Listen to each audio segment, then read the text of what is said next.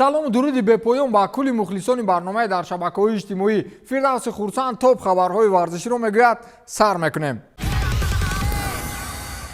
کامبک ریال حالا هم گمانم در خواب مخلصان منچستر و گواردیولا می‌دراید. من گفتم فقط من که نه تمام دنیا با ریال باور نداشته است. بازیگران دسته شاهانه در دور نیم نهایی لیگ چمپیون‌ها باز هم با یک اقتدارمندترین دسته دنیایی ماستر کلاس گذرانید و چی معنا داشتن فوتبال را با همگان بار دیگر اثبات کرد. مبارزه تا آخرین نفس این رو همچون مقاله برای باوری در زندگی استفاده ببرید. آیا شما باور داشتید که ریال دسته منچستر را در چنین لحظه های حساس مغلوب میکند؟ شما را نمیدونم، اکثریت تا دقیقه های 90 بازی را تماشا نکردند و مطمئن بودند که سحر در لنت فیسبوک مخلصان سیتی یکدیگر را تبریک دارند. ما که از فوتبال با فاصله خیلی جدی دوریم، ولی مسی هم با این باور نداشته است. این رو سرخیو آگوئرو سابق فوتبالباز دسته منچستر سیتی و بارسلونا که دوست نزدیک لیونل مسی به حساب می‌رود رسانه‌ای کرد و در افیر تلویزیون با سابق بازیگر دیگری دسته منچستر سیتی و منتخب آرژانتین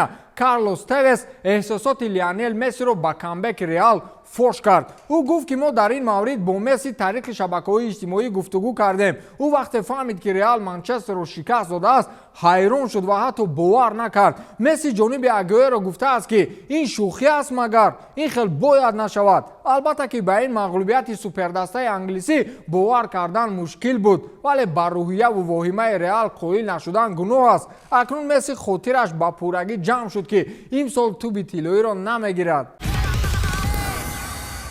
سانتیاگو برنابئو وقتهای اخیر با اون دگ تبدیل یافته است که اونجا دسته‌های بهترین دنیا می‌سوزند. سیتی سومین دسته بود که در این میدان شانس 100% رو از دست داده رفتند.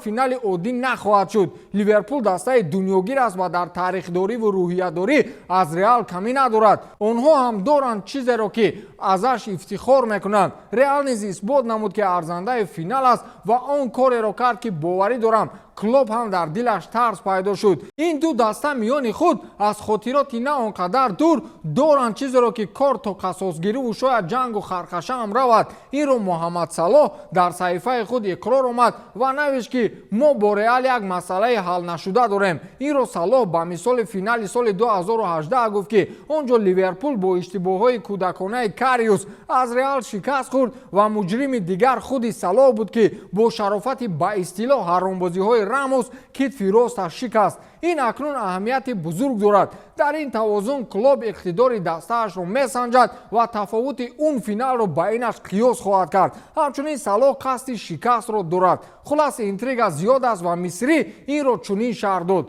من از راه رسیدن به فینال لیگ چمپیون‌ها در هیجانم و مثل کلی بازیگران دسته به خود باوری دارم. از دشواری بازی شبهه ندارم. مادرید دسته‌های خیلی پرقوت را شکست داد و ما رو می‌باید تنها به بازی دقت بدیم. ما سال 2018 در فینال از آنها شکست خورده بودیم و اکنون وقتی آن رسید که در این بازی این کاری ناتمام را نقطه گذاریم. ما رونش میگیریم، گفته است محمد صلاح. از همه اساس این است که همون فینال دوم بار تکرار نشود، وگرنه همون مسئله ابدا حل نشده باقی میماند.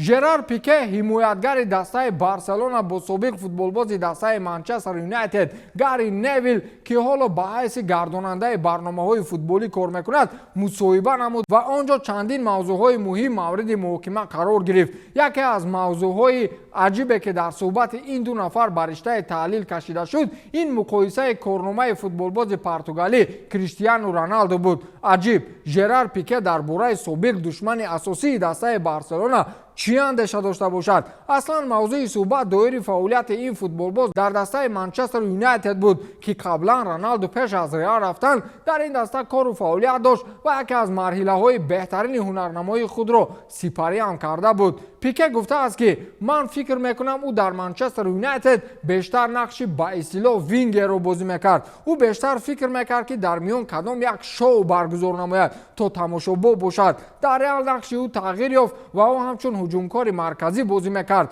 گل‌های زیاد به ثمر رسانید و نقش اساسی رو در ریال مادرید چی در لیگ چمپیون‌ها و چی در چمپیونات اسپانیا بازی مینمود. از میان فعالیتش در منچستر و رئال من مادرید رو انتخاب میکنم چون اونجا با گرفتن جایزه های مهم دست یافته است. گفته است ژرار پیکه. اگر ژرفتر اندیشه کنیم با اونه که رونالدو در رئال بیشتر با گرفتن جایزه ها دست یافته است ولی در منچستر بازی های دیدنی به نمایش گذاشت. او با بازی هایش با فوتبال زیبایی ظاهر میکرد، اجرای فینت های عجیب و دریبلینگ، اما در رئال بیشتر او با زدن گل ها کوشش میکرد. لیکن حال حاضر او با اصطلاح در ترند نیست. سالهای طلایی و از سال 2007 تا سال 2022 بود. پپ گواردیولا در یک نفس از قهرمان اساسی فوتبال به آنتی قهرمان تبدیل یافت. این را نمیتوان به هر مخلص علاهیده فهمانید که اسپانی بی‌نظیر است. خاک بر سر رئال که به اصطلاح رپوتاسیای چنین مربی‌های نادر را به صفر برابر میکند. خلاص انتقاد نوبتی از جانب یک سابق فوتبالباز مشهور دیگر با نام امانوئل پتی که قبلا در دسته‌های موناکو، آرسنال، بارسلونا و چلسی هنرنمایی کرده است. گواردیولا در این بازی اندک نیروی زیادتی صرف کرد. او جانب فودن و محرز زیاد داد میزد ولی وظیفه او این است که دقت فوتبالبازان را بیشتر جانب بازی روانه کند. او در این رقابت دیوانه تیار میموند و خیلی خشمگین به نظر می رسید. حتی دیدم که یاردمچیان بعضا به سخنان او جواب نمیدهند. او خیلی هیجان زده بود زیرا در اکثر وقت بازی دسته او برتری را بر دست گرفته بودند. منچستر سیتی چیز اختراع نکرده است و در قسم دوم فقط وضعیت را نظارت میکردند.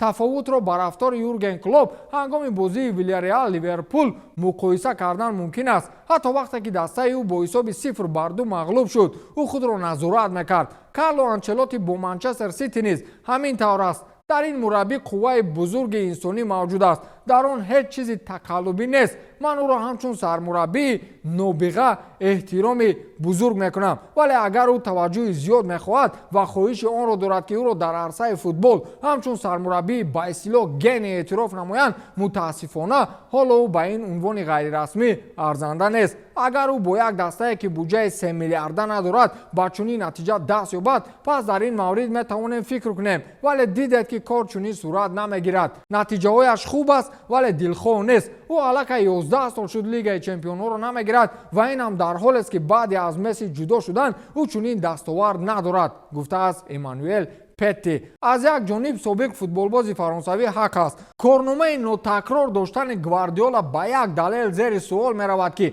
او بعد مسی جایزه لیگ چمپیونها را نگرفته است. این معنای آن را دارد که با اصطلاح اتوریته پپ گواردیولا محض با شرافت کارنامه‌های های مسی تا این جانب قرب و قیمت دارد. با همین تمام تا دیدار خیر.